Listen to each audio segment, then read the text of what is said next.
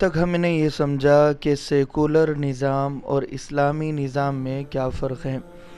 Secular نظام حواس خمسہ یعنی ناک، کان، آنکھ، منہ سے حاصل ہونے والے علم کی بنیاد پر بنایا گیا، اور دوسری چیز عقل کو مد نظر رکھتے ہوئے بنایا گیا۔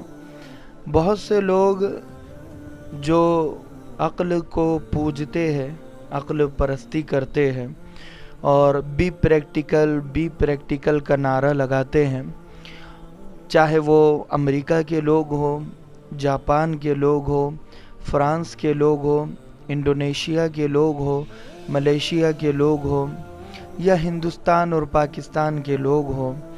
آج جو فیشن چل رہا ہے اور جو زندگی گزاری جا رہی ہے، عقل جو کہتی ہے لوگ اسے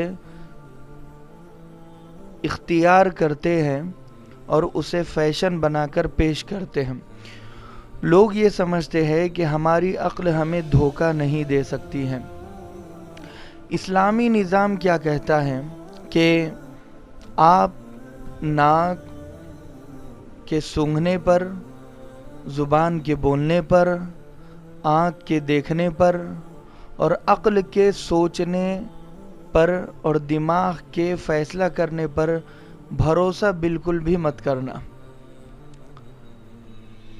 عقل دھوکہ دے سکتی ہے، آنکھ کا دیکھنا غلط ہو سکتا ہے، کان کا سننا غلط ہو سکتا ہے، زبان کا بولنا غلط ہو سکتا ہے اور دماغ کا سوچنا بھی غلط ہو سکتا ہے، مگر اللہ کے قانون کا کوئی غلط کہہ دے یہ ہو نہیں سکتا۔ قرآن غلط نہیں ہو سکتا، وحی الہی غلط نہیں ہو سکتی ہے۔ لیکن جن لوگوں کے پاس قرآن اور حدیث نہیں ہے، وہ لوگ صرف اور صرف سب کچھ عقل کو سمجھتے ہیں، اور اس عقل کے بھروسے پر جن لوگوں نے اپنی زندگی گزاری ہے وہ برباد ہو گئے۔ عبید اللہ بن حسن قیروان آج سے 800 سال پہلے عالم اسلام میں ایک ایسا فتنہ ابھرا اور فرقہ نکلا کہ جس نے کئی لوگوں کو گمراہ کیا۔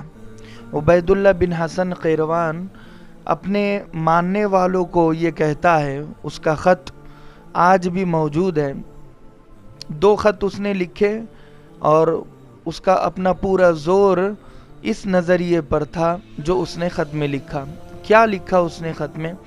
اس نے اپنے فالوورز کو یہ کہا کہ میری یہ بات سمجھ میں نہیں آتی ہے کہ تمہارے اپنے گھر میں ایک سلیقہ مند، ہم مزاج اور خیال رکھنے والی ایک خاتون بہن کی شکل میں موجود ہے، اور تم اس کا ہاتھ کسی اور کے ہاتھ میں دے دیتے ہو اور اپنے گھر پر کسی اور کی بیٹی کو لاتے ہو۔ تو جب تمہاری ہم مزاج بہن ہے، ہم شناس بہن ہے، اور وہ کھانے اور پینے کا انتظام بھی تمہارے کرتی ہے، تو پھر کسی اور کی بیٹی کو گھر میں لا کر کیا فائدہ؟ عقل مندی یہ ہے کہ اسی بہن کو بیوی بنا دیا جائے۔ یہ عبید اللہ بن حسن قیروان نے اپنے فالوورز کو یہ پیغام دیا۔ دوسرا پیغام اس نے اپنے فالوورز کو، جو لیڈیز کو، عورتوں کو مخاطب کرتے ہوئے اس نے کہا کہ ہماری یہ بات سمجھ میں نہیں آتی ہے، اور یہ بڑی بے وقوفی ہے کہ کسی اور کے لیے کھانے کا انتظام کرنا، کسی اور کے لیے کپڑوں کا انتظام کرنا اور کسی اور کے لیے کھانے کا انتظام کرنا۔ اگر یہ ساری چیزیں تم اپنے گھر پر رہتے ہوئے کھانے کا انتظام، کپڑے دھونے کا انتظام اپنے بھائی کے لیے کر رہی ہو، تو پھر تم لہٰذا اس کی جنسی تسکین کا سامان کیوں نہیں بن جاتی؟ اسے جنسی راحت پہنچانے کا سامان کیوں نہیں بن جاتی؟ جب تم اس کے لیے کھانا بھی بنا رہی ہو اور کپڑے بھی دھو رہی ہو اور برتن بھی دھو رہی ہو، تو پھر تم لہٰذا اس کی بیوی کیوں نہیں بن جاتی؟ اس کے بستر کے آرام کا خیال کیوں نہیں رکھتی؟ عبید اللہ بن حسن قیروان نے جب یہ بات کہی تو وہ عقل کی پوجا کیا کرتا تھا، عقل کو خدا اس نے بنایا ہوا تھا، اور اس کے فالوورز نے بھی اس کی وصیت پر ہو بہو عمل کیا۔ آج سے 800 سال پہلے جب وہ فتنہ ابھرا تو اس فتنے کو دبانے کے لیے کئی سال لگے، مگر ایک گمراہی لوگوں میں پھیل گئی کہ ہاں بالکل صحیح بات ہے کہ جب ہمارے اپنے گھر میں لہٰذا خوبصورت اور خوبصیرت بہن موجود ہے تو کسی اور کی بیٹی کو بیوی بنانے کا کیا مطلب؟ تو اس دور میں بہنوں سے شادی کرنے کا رواج کثرت سے پڑا۔ اسلام نے ایسے انگنت رواجوں کو اور اندھ وشواس اور ریتی رواجوں کو ختم کیا ہے۔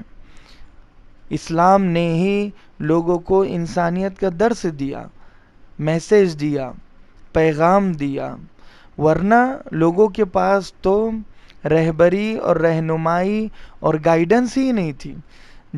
جن لوگوں نے آج بھی قانون بنایا، جو امریکہ چلا رہے ہیں، فرانس چلا رہے ہیں، سعودی چلا رہے ہیں، مہاراشٹر یا انڈیا چلا رہے ہیں، پاکستان چلا رہے ہیں، یا کہیں پر بھی آپ وزیر اعظم کو دیکھ لیں، سی ایم ہے، پی ایم ہے، کونسلر ہے، کارپوریٹر ہے، جتنے بھی حکومت کرنے والے لوگ ہیں وہ حکومت کر رہے ہیں صرف اور صرف عقل کو سامنے رکھ کر۔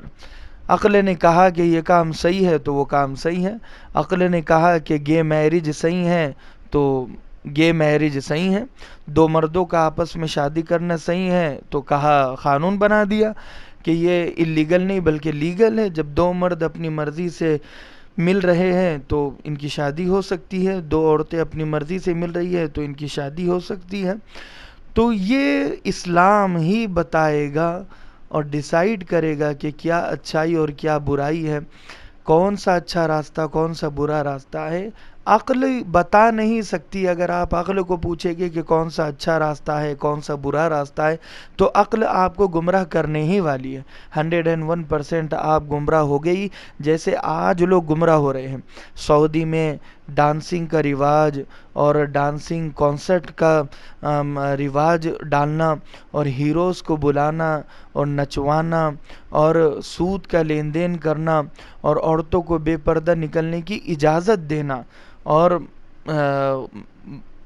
محرم کے بغیر نکلنے کی اجازت دینا، یہ سارے قانون بتا رہے ہیں کہ آج جو سعودی چلانے والے لوگ ہیں، حکومت کرنے والے لوگ ہیں، انہوں نے عقل کی پوجا کرنا شروع کر دی ہے، اور ان کا دیکھا دیکھی امریکہ میں لوگ عقل کی پوجا کرتے ہیں تو ایسے ہی دوسرے دیشوں میں بھی امریکہ کو فالو کیا جاتا ہے۔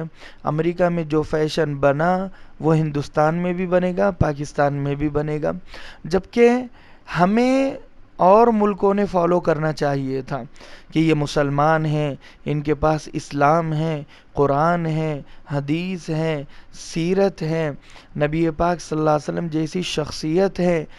لوگ ہمارے دروازے پر ہماری چوکھٹ پر آ کر لوگوں نے ہم سے پوچھنا چاہیے تھا کہ تم ہمیں بتاؤ کہ کیا اچھائی ہے اور کیا برائی ہے، کہ ہم شادی کیسے کریں، ہم زندگی کیسے گزاریں اور ہم کاروبار کیسے کریں۔